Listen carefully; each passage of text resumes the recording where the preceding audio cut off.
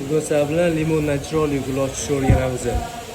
Bu videoni uyda mehmon kutishi juda ham yaxshi ko'radigan ayollarga jo'natib qo'yinglar. Buning uchun bizga kerak bo'ladi 2 dona limon. 2 dona limonimizni biroq orasi sizlarga ko'rinishini chetroqga olib qo'yaman. Buni 8 ga bo'lib olamiz.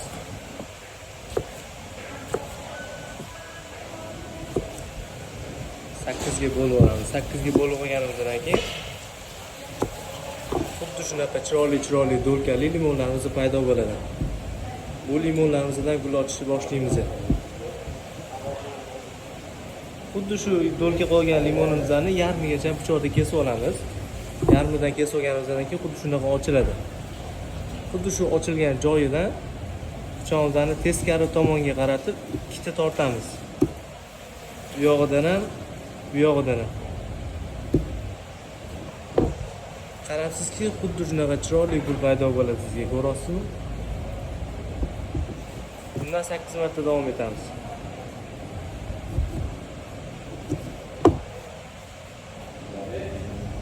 Juda ham chiroyli gul ochishni boshlanadi.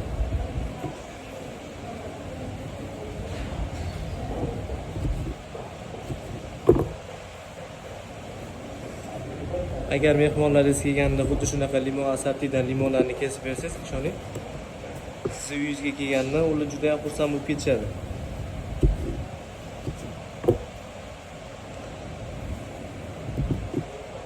Mehmonlaringiz kelganda limon choy tayyorlab bering deganida xuddi shunaqa qilib kesib olib kirib bersangiz, mehmonlarga bo'lgan hurmatingiz barobar ko'tariladi.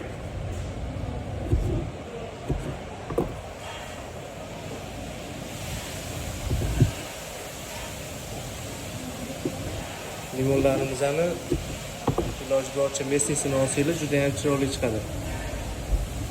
Bizga podpiska bo'lib keting, layklarni bosib keting. Bundan ham chiroyli layfhaklarni sizlarga qo'yib boramiz ketma-ketlik davomida. Ko'rdingizmi? Xuddi shunaqa chiroyli gullarimiz, asartilarimiz paydo bo'ladi. Uyingizda mehmonlaringizga xuddi shunaqa chiroyli kutib bersangiz, ular sizlardan juda ham xursand bo'lib ketadi. Bizga podpiska bo'ling, layk bosing.